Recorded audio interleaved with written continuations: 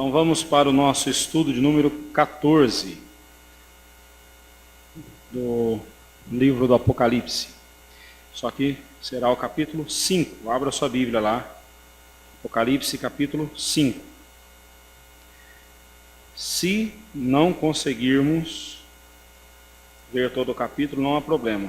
Meu objetivo com você é ir até o versículo 7. Se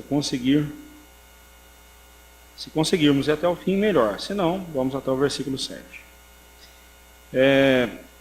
O assunto do capítulo 4, ele continua aqui no capítulo 5. Né? A visão do trono santo de Deus. Nós vimos lá no capítulo 4, João teve aquela visão do trono de Deus. E agora no capítulo 5 ele continua. Só que agora ele passa a relatar sobre a pessoa de Jesus, aquele a quem ele vê à destra do trono de Deus. E o Senhor Jesus, este que governa absoluto sobre o universo, e ainda que possa acontecer o caos, ainda que possa acontecer tragédias e coisas terríveis, tudo isso está nos propósitos de Deus, tudo isso está no controle da vontade de Deus. Né? É disso que se trata o capítulo 5, que fala sobre o livro selado. Esse livro em forma de rolo, ele estava selado, estava com 7 selos, e Jesus o segurava em suas mãos. Né? Então vamos ver o que significa esse livro em forma de rolo, cheio de selos, cheio de 7 selos nas mãos de Jesus. Né? Depois de contemplar o majestoso trono de Deus, que é o centro do universo, lembre-se disso, o universo não é heliocêntrico, né? O Sol não é o centro do universo, a Terra não é o centro do universo, você não é o centro do universo, nem eu. Né? O centro do universo é o trono de Deus, é o próprio Deus. Tudo gravita em torno de Deus, e Ele tem o controle sobre todas as coisas. Né? Então agora João passa a mostrar para nós os detalhes desse trono, né? Dessa visão que ele teve. No capítulo 4, João contempla a glória do trono de Deus. Todas as figuras ali usadas no capítulo 4, as pedras preciosas, tudo aquilo era símbolo do fulgor da glória, do brilho da glória do trono de Deus. Né? E agora, no capítulo 5, João vê o Senhor Jesus no trono. A grande semelhança entre os dois capítulos ressalta a divindade de Cristo. Aliás, a divindade de Cristo é um assunto recorrente no livro do Apocalipse, né? Em toda a Bíblia, mas em especial no Apocalipse. Os que insistem em negar a divindade de Cristo devem atentar para esse fato de que não existe nenhuma diferença na divindade de Deus Pai e da divindade de Deus Filho, Jesus Cristo. Eles são iguais em essência, poder e glória. Né? Observe, eu vou ler depois o capítulo 5, né? Então, mas só para você ter aí um parâmetro, você vai ver depois, enquanto eu estiver estudando com você o capítulo 5. Mas observe o que o capítulo 4 e o capítulo 5 têm em comum. Nessas passagens você vê que aquele que se assenta no trono, essa expressão aparece tanto no capítulo 4 quanto no capítulo 5. Outra expressão que aparece nos dois capítulos. As 4 criaturas viventes, os 4 seres viventes, os 24 anciãos, e todos eles prostram-se diante de Deus e o adoram. Você vê isso nos 2 capítulos, né? Você tem as referências aí. E os 2 capítulos mostram que ele é digno de todo louvor, e todas as coisas foram criadas por ele, e por meio dele. Então, esses assuntos você vai ver, você tem as referências bíblicas para você ver a semelhança, né? Esses assuntos eles são recorrentes nos 2 capítulos. Né? Então vamos lá. O Cordeiro e o livro selado, capítulo 5, 1 a 7. No versículo 1 diz assim: Vi na mão direita daquele que estava assentado no trono, um livro escrito por dentro e por fora, de todo selado com 7 selos. Vira a sua página e vai na página 68, você tem uma gravura aí, obviamente, alguém imaginou esse desenho, né? Seria algo mais ou menos assim que João viu, né? Um livro em forma de rolo.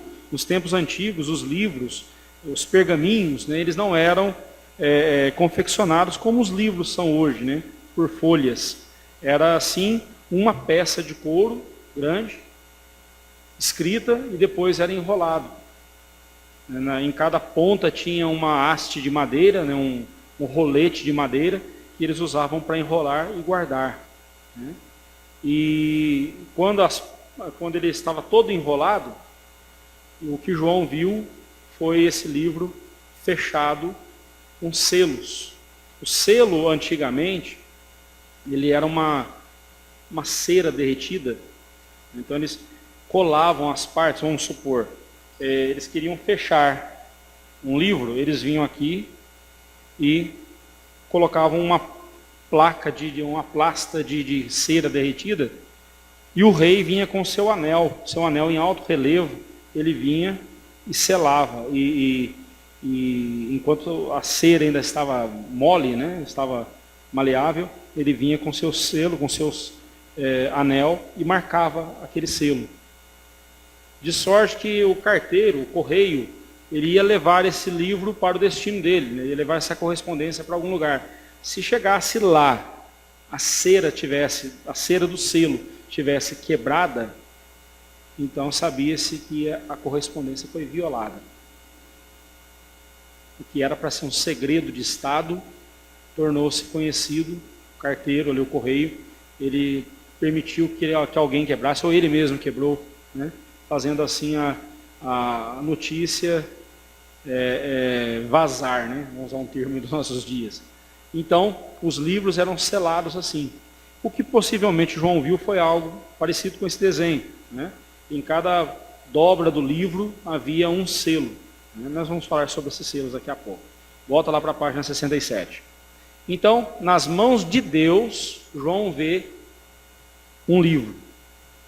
Embora não diga claramente que é o próprio Deus que ele vê no trono, pelo fato de que a um judeu era proibido mencionar o nome de Deus, especialmente em conexão com o seu trono, sua habitação, e por isso João fala acerca daquele que está sentado no trono celestial, e a sua mão direita, né, que simbolizam o poder e a autoridade. Então ele vai falar de Jesus, mas de Deus ele fala aquele que se assenta no trono. Nós vimos no capítulo 4, e quem está sentado no trono é Deus, e Jesus está à sua destra. Né? Jesus está à sua destra ali. João vê essa cena. Né? Ele viu Deus? Ele viu alguém sentado no trono. Alguém a quem ele diz, aquele que se assenta no trono. João viu a Deus? Possivelmente não. Ele viu Deus na face de Jesus.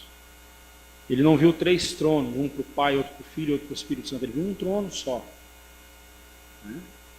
E ele viu Deus na face de Jesus. Então, por isso ele vai dizer que Jesus está à destra de Deus. Essa expressão simboliza o poder e a autoridade de Jesus. Nós vimos domingo passado, no Salmo 110, que a autoridade de Jesus foi dada pelo próprio Deus. Jesus não usurpou essa autoridade, ele recebeu de Deus. Então, e Deus, a Bíblia fala lá em Isaías 42, 8, a glória dele ele não divide com ninguém, mas ele a deu a Jesus, glorificou o Senhor Jesus. Por quê? Porque Jesus é Deus, né? A história com H maiúsculo, né? A nossa história, está registrada em livros. Os livros de história, você vai na biblioteca, você vai procurar sobre a história do Brasil, colônia. Então, você vai encontrar livros que falam sobre esse período, né? Assim sendo, esse livro em forma de rolo que João vê, representa o plano eterno de Deus, o seu decreto, que é todo compreensível, simboliza o propósito de Deus com respeito ao universo inteiro, através da história, e concernente a todas as criaturas, em todas as eras e em toda a eternidade. Ele é todo escrito de ambos os lados, né, por dentro e por fora, ou seja, mostrando para nós que a história Não existe um momento sequer da história da humanidade, da minha história, da sua história, que não tenha sido escrito por Deus. O salmista, falando sobre isso, ele vai dizer, dos seus dias, todos eles foram escritos por Deus, quando nenhum desses seus dias havia ainda. Deus escreveu a nossa história. Então João tem isso em mente, Deus no controle da história. Pensando aqui nesse livro, em forma de rolo, selado com 7 selos, o simbolismo ele simboliza a nossa história, a história da humanidade, e mais especificamente, a história retratando os propósitos salvíficos de Deus, os propósitos de salvação que Deus revelou ao seu povo. Mais especificamente isso. O livro estava na mão direita do Senhor, o que significa que Ele é o seu autor e tem total autoridade sobre ele. O conteúdo do rolo pertence ao propósito secreto de Deus de estabelecer seu reino na terra até que a plenitude da sua glória seja revelada. Aí eu cito as palavras de Kistemaker. Segundo o que o texto nos diz, esse livro teria mais ou menos a forma retratada na figura ao lado. Seria mais ou menos isso. Ou seria, como eu falei, 2 hastes de madeira, uma em cada ponta, e aí você enrolava as 2 hastes e elas se encontravam. E quando essas 2 partes do livro se encontravam, então, ao encostar uma na outra, uma parte na outra, então era selado ali. Pode ser assim também. O que importa é que ele era em forma de rolo. Os comentaristas são incapazes de explicar com alguma parcela de satisfação como pode alguém quebrar o primeiro selo e então ler o documento até terminar firmemente com os outros 6 selos. Porque você vai ver, a partir do capítulo 6, que Jesus foi quebrando um selo após outro. Mas pensa bem, olhando aí para essa figura, como se pode quebrar um selo e ler o que está ali dentro, sem quebrar os outros selos todos de uma vez? Isso não é o mais importante. Isso aqui não é o mais importante para nós. O que nós devemos entender é que, lembrando que esse rolo, esse livro, ele simboliza a história da humanidade, a nossa história escrita por Deus, a história dos propósitos de Deus. Então, cada selo sendo quebrado e acontecendo o que está escrito nesse selo, mostra para nós nada mais, nada menos do que o desenrolar da história. Um dia de cada vez, um século de cada vez, um milênio de cada vez. E em cada tempo da história, Deus revelou-nos, mostrou-nos a sua vontade e o seu propósito. Obviamente, isso vai até a consumação dos séculos. Até a consumação dos séculos. Não devemos olhar para esse livro aqui, pensando nesse rolo e esses selos, pensando nele como coisas que vão acontecer só daqui para frente. Não. Aqui é o desenrolar de toda a história, da criação do universo até a consumação. Da criação, lá, quando Deus criou todas as coisas, até a volta do Senhor Jesus Cristo. Então esse livro em forma de rolo, abrange toda a história, desde a criação até a consumação. Não só as coisas que vão acontecer no final. Tá certo? William Hendricks ele diz o seguinte: o significado do livro é este.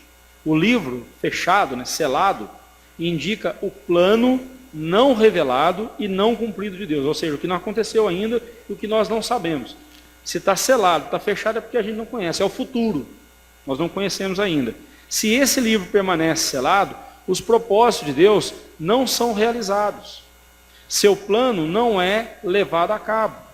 Abrir esse livro, quebrando os seus selos, não significa meramente revelar o plano de Deus, mas levá-lo a se concretizar. Então não é só Deus mostrando para nós o que vai acontecer. Não, é Deus mostrando e fazendo acontecer. Lembrando que Deus não é só o autor da história. Cristo é o autor e o consumador da nossa fé. ou seja, é Ele quem opera em nós, é Ele quem age em nós, da mesma forma, é Deus quem age na história. Né? A história nada mais é do que o palco onde a vontade de Deus é apresentada e realizada. A história nada mais é do que isso, é a vontade de Deus acontecendo, se desdobrando. Né? Então, por causa disto, um forte anjo proclama em alta voz: quem é digno de abrir o livro ou de desatar-lhe os selos? A voz é tão alta e forte que todas as criaturas do universo inteiro podem ouvi-la. Então aqui nós estamos vendo a glória e a autoridade de Cristo. Né? Não devemos nos prender à imagem do rolo, mas atentarmos à ideia que João quer nos transmitir. Assim como o rolo não é aberto de uma vez, os propósitos de Deus na história não são revelados, os propósitos de Deus na história são revelados um após outro, tal como um selo é quebrado após outro na visão que João viu. Então é o desenrolar da história e os acontecimentos de acordo com a vontade de Deus. No versículo 2, João diz assim: vi também um anjo forte que proclamava em grande voz: quem é digno de abrir o livro e de desatar-lhe os selos? O anjo forte aí, com sua voz forte, proclamava. Então, a proclamação do anjo chama a atenção de tudo e de todos, especialmente a de João. Ele tem um questionamento, e ele pergunta: quem é digno de abrir o livro e de desatar-lhe os selos? Quem é digno?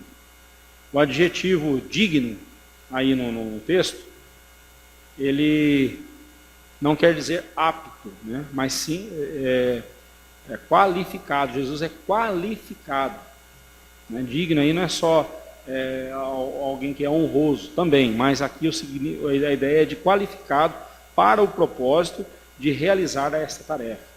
Ninguém neste universo é capaz de realizar essa tarefa. Ninguém mais está qualificado a realizar essa tarefa. Então a pergunta que vem agora é: que tarefa é essa? O que Jesus fez por nós que só Ele poderia ter feito? Muitas coisas, mas tem um em especial: a salvação. A obra da salvação. Quem é digno de revelar-nos a salvação de Deus? Quem é qualificado para isso? Quem é qualificado para fazer isso? O Senhor Jesus. Quem pode revelar plenamente os propósitos de Deus, senão o próprio Deus? Quem mais conhece sua mente, senão Ele próprio, conforme lá Romanos 11:34 e 1 Coríntios 2:16? Algo estranho à lógica encontramos nessa sentença. A abertura do livro vem antes da quebra dos selos. Olha só que o anjo pergunta, quem é digno de abrir o livro e de desatar-lhe, ou de quebrar-lhe os selos? A lógica aponta para o contrário, justamente para o contrário. O que será que João quer nos ensinar com essa inversão aqui? Simples, mas é muito maravilhoso o que ele quer nos ensinar. A tarefa não é meramente quebrar os selos, mas o controle efetivo das consequências desta ação. A cada selo nós veremos que Jesus quebra, uma série de eventos se desencadeia. Uma série de fatos se desencadeia. Jesus não apenas quebra os selos e libera esses fatos. Ele não só libera, mas ele também lidera, ele comanda, ele controla as consequências. Lembra daqueles desenhos animados que o sujeito estava lá em cima, no alto da montanha, cheia de neve, aí ele deixa cair alguma coisa, e aí aquela bola de neve vai crescendo, aí que chega lá embaixo, ninguém consegue segurar? É justamente o contrário. Jesus não abre os selos e perde o controle do que vai acontecer. Não. Ao abrir cada selo, nós veremos Jesus absoluto em sua autoridade, controlando todos os fatos, todas as consequências. Irmãos, que conforto para o nosso coração é essa verdade. Que verdade confortadora é para nós. Alguém disse que a graça de Deus nunca nos levará para lugares onde ela não possa cuidar de nós. Deus nunca vai permitir algo acontecer com você e comigo que Ele não possa controlar. Até mesmo porque tudo que acontece comigo e com você está dentro da vontade de Deus. Quando Deus enviou o seu Filho para morrer na cruz por nós, ao morrer na cruz, ao ser entregue nas mãos de pecadores, de homens perversos, Deus não perdeu o controle sobre a situação, nem Jesus perdeu o controle da situação. Aliás, quando Ele disse, Pai, nas tuas mãos entrego o meu espírito, ali nós vemos que até para decidir a hora da sua morte, quem decidiu foi Ele, não foi a morte. Não é o que acontece conosco. Quando a morte chegar para nós, não tem jeito. Mas não foi a morte que chegou para Jesus, foi Jesus que se entregou. Ele disse, Pai, nas tuas mãos eu ponho o meu espírito. O controle de tudo está nas mãos de Jesus. Então, quando estudarmos aqui os selos, né, a partir do capítulo 6, quando estudarmos os selos sendo quebrados, eu quero que você sempre lembre disso. Cristo não só ordena os fatos, mas Ele coordena as consequências desses fatos. Ele está no controle de tudo. Tá? Por isso Ele é qualificado, mas qualificado aqui também significa que Ele é o único que poderia salvar-nos, é o único que poderia ter realizado por nós a obra de salvação. João continua, versículo 3, ora, nem no céu, nem sobre a terra, nem debaixo da terra, ninguém podia abrir o livro e nem mesmo olhar para ele. Aqui é o atestado da impotência, da incompetência das criaturas, né? E a desqualificação total, né? Se Cristo é qualificado, o restante é tudo desqualificado, né? Inclusive o deputado que ouviu isso lá hoje, do Sérgio Moro, né? Mas desqualificado. E aqui a desqualificação não é só para o caso daquele rapaz, daquele deputado aloprado, né? Mas aqui a desqualificação é para a salvação. Nós somos desqualificados para nos salvar. E mais, ninguém mais no universo é capaz de controlar a história. Ninguém mais no universo é capaz de ter o controle sobre a história, a não ser o Senhor Jesus. Isso deve trazer ao nosso coração, meus irmãos, grande conforto. Porque aconteça o que acontecer com o nosso país, com esse mundo, tudo está no controle de Deus. Não quer dizer que Ele seja o culpado da maldade dos homens, que Deus seja o culpado dos homens perversos fazendo as suas perversidades e prejudicando os outros. Não. Quer dizer que nem mesmo a perversidade dos homens, nem mesmo a crueldade dos seres humanos, a pecaminosidade deles, pode atrapalhar os planos de Deus. Nada pode atrapalhar os planos do Senhor. E até mesmo quando o homem acha que está fazendo algo segundo a sua própria vontade e não de acordo com a vontade de Deus, o homem está se vendo livre de Deus, até mesmo quando o homem age assim, o homem acaba contribuindo para a glória de Deus. A Bíblia diz que Deus fez todas as coisas para o seu devido fim, até o perverso para o dia da calamidade.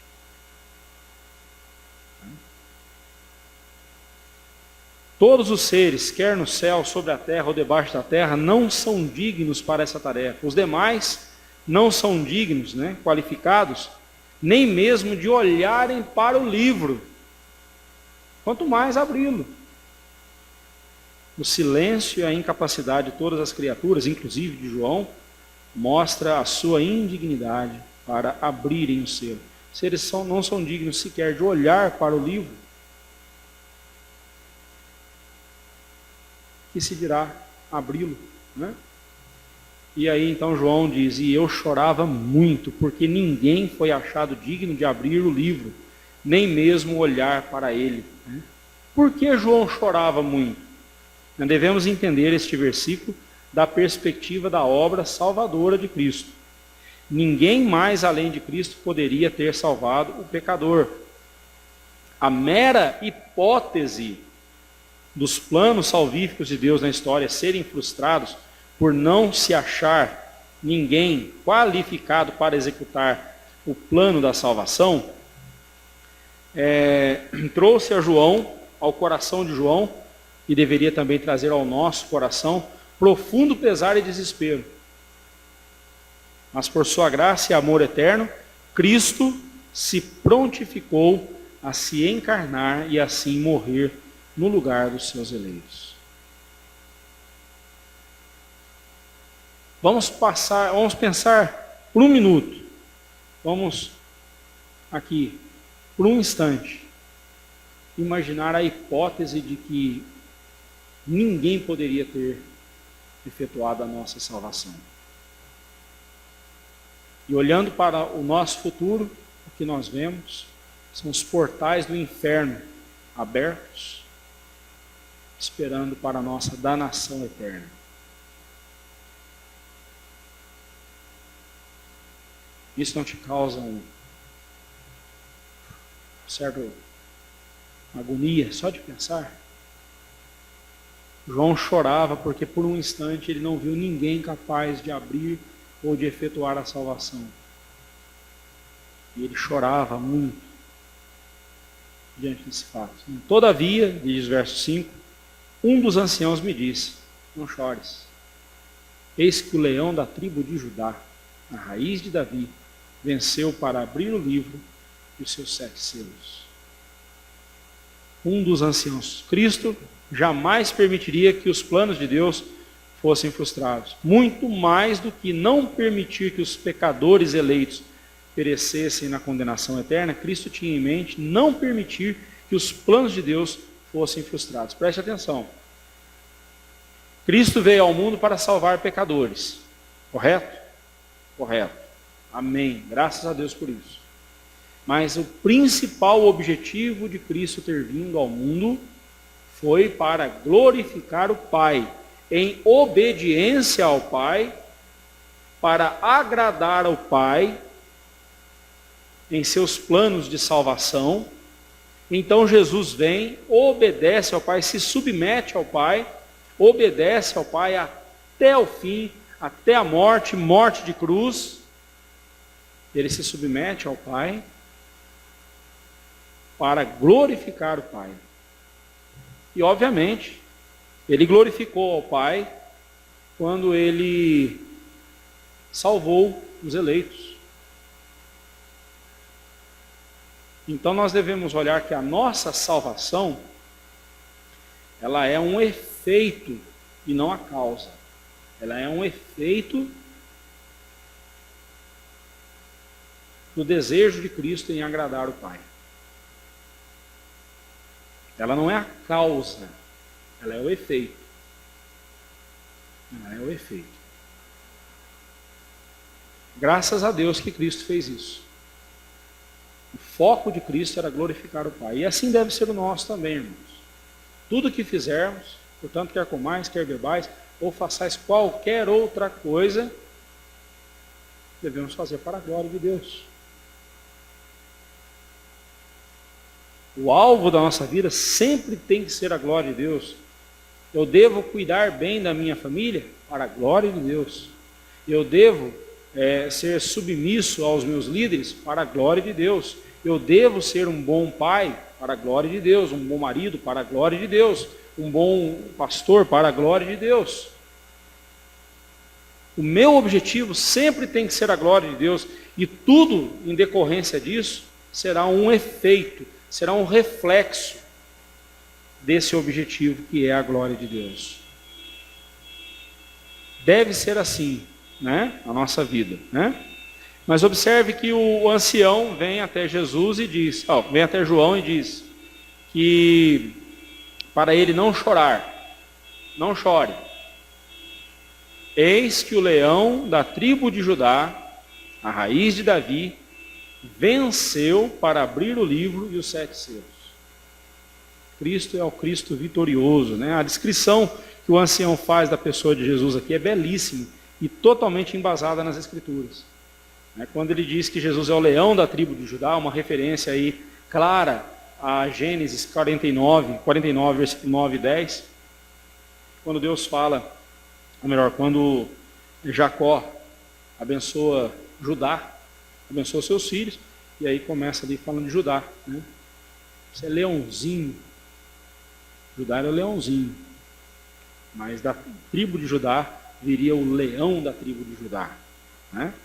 Jesus também é a raiz de Davi, ou seja, a origem de Davi. Ele que deu origem a Davi. Nós vimos no Salmo 110, domingo passado, né? Nós vimos, disse o Senhor, né, Yahvé, ao meu Senhor, Adonai, Jesus,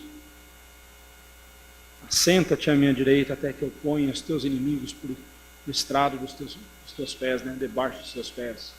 Né? Então, observe que a autoridade de Jesus foi dada pelo próprio Pai.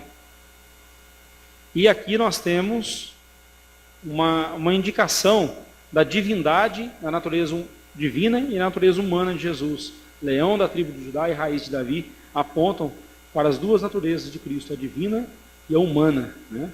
Mas o que é importante observar aqui é que Cristo conquistou o direito de governar o universo em conformidade com o plano de Deus.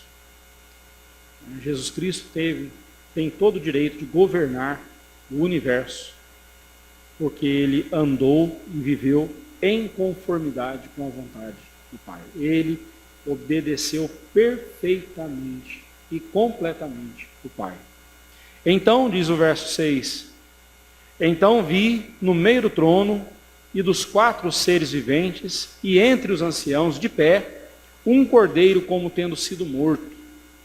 Tinha 7 chifres, bem como 7 olhos, que são os 7 Espíritos de Deus enviados por toda a terra. Né? Temos aqui a mesma descrição do trono de Deus encontrada no capítulo 4. Né? Se você for lá no capítulo 4, você vai ver. A única diferença é que agora João vê o cordeiro de pé. Muito interessante isso, né? Devemos entender essa expressão simbolicamente. Jesus, ele é o cordeiro de Deus que tira o pecado do mundo. A figura do cordeiro aponta para o sacrifício de Deus para nos salvar. E foi isso que João vê. João vê o nosso Salvador. Quando fala que o cordeiro, João está vendo o nosso Salvador, aquele que se sacrificou por nós. Aquele que se ofereceu como sacrifício por nós. Mas João também o vê como tendo sido morto. João não vê um leão no trono, embora Jesus seja o leão da tribo de Judá, mas ele não vê um leão no trono, ele vê o cordeiro. Ele vê o cordeiro de Deus lá. A figura do cordeiro no trono nos lembra, primeiramente, paz. O reino de Cristo é reino de paz. Nós vimos domingo passado, né? Eu fico feliz quando eu vejo como que Deus prepara a mensagem de domingo para se encaixar no estudo de quarta-feira. Eu acho maravilhoso isso, né? Mas nós vimos na mensagem de domingo, no Salmo 110, que Cristo, o reino de Cristo, ele é expandido não pela força, nem pela guerra, mas sim pelo Evangelho, pelo Espírito de Deus, ou seja, pelo Evangelho. O Evangelho sendo proclamado, expandido pela face da terra, o reino de Cristo alcançando corações, alcançando vidas e transformando vidas. Esse é o reino de Cristo.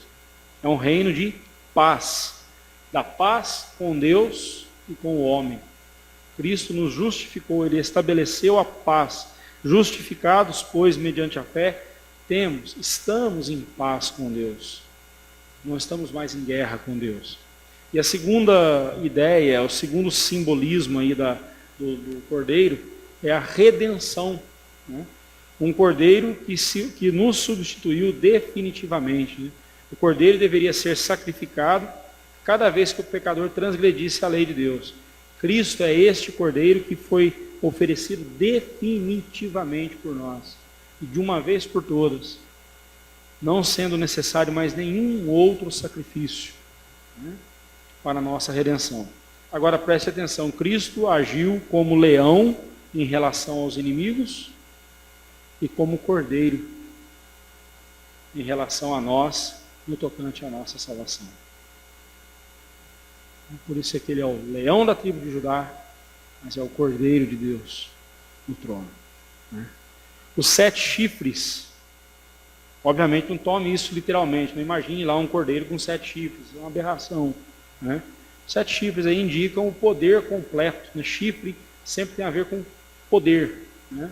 Quando você vai lá para as visões de Daniel, o bode lá que tem os chifres, ali é claro, é sinal de poder. Né? É um símbolo do poder. Antigamente, os chifres era o símbolo de poder. Tanto é que Michelangelo, quando ele fez a escultura de Moisés, foi Michelangelo mesmo que fez a escultura de Moisés, recebendo os 10 mandamentos, a Bíblia diz que do rosto de Moisés, o fulgor da glória de Deus brilhava no rosto de Moisés. A versão latina que Jerônimo fez, a versão do hebraico, do texto hebraico, ele traduziu a palavra fulgor ali por cornatos, né, de onde vem a palavra chifres, né, corno, chifre, né? Que, infelizmente corno para nós tem uma conotação pejorativa, né? Mas a palavra corno em si nada mais é do que chifre, significa chifre, né? Só isso. Né? Hoje, infelizmente, é associada à infidelidade, né? Então, tire isso, apague isso da sua mente. Né? Mas aí Michelangelo fez Moisés com chifres, porque ele se baseou na tradução de Jerônimo, né? E traduziu lá por chifres, né? Da testa de Moisés saía chifres. Então, se você pegar a escultura de Moisés, feita por Michelangelo, ele tem chifres, né? Mas é um erro de tradução que levou ao erro de interpretação e levou a uma aberração na arte. Né? Você vê, né, como que a coisa é séria, né? Como que é complicado isso. Mas aqui os 7 chifres, número 7, é algo completo, pleno, perfeito. Né? Então, os 7 chifres, ele também tem 7 olhos com os 7 Espíritos de Deus. Observe que o número 7 aparece quantas vezes? 3 vezes. Né? 7 chifres, 7 olhos e 7 Espíritos. Né? Essa tríade aí, né? Essa trinca aí de onde aparece o número 7 3 vezes, o número 3 aponta para a divindade, né? A triunidade santa, e o número 7 é algo completo. Então Cristo é o Deus que tem todo o poder, e não só todo o poder. 7 Espíritos aí é uma figura de linguagem para o Espírito Santo de Deus. Ele tem o Espírito Santo de Deus plenamente. Então, ele é o Deus pleno, que tem todo o poder, todo o conhecimento, porque ele é Deus.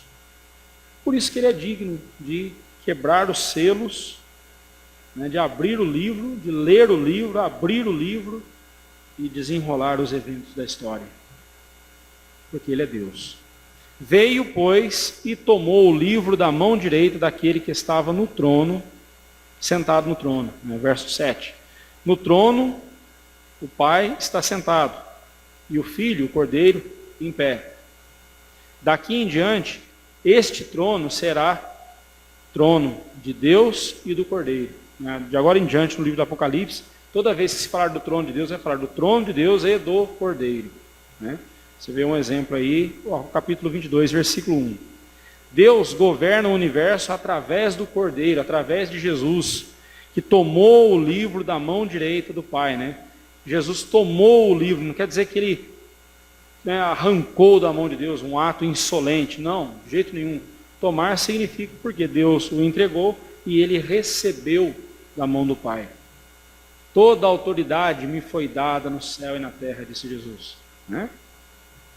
Este é o galardão de Cristo e o nosso conforto. Significa que há começo de uma nova era no céu e também na terra. Esta coroação é o momento mais significativo da história, a investidura do mediador com o ofício de rei sobre o universo. Domingo nós vimos isso. Jesus é o rei eterno e o sacerdote eterno. Zacarias disse que em Jesus os dois ofícios se uniriam perfeitamente.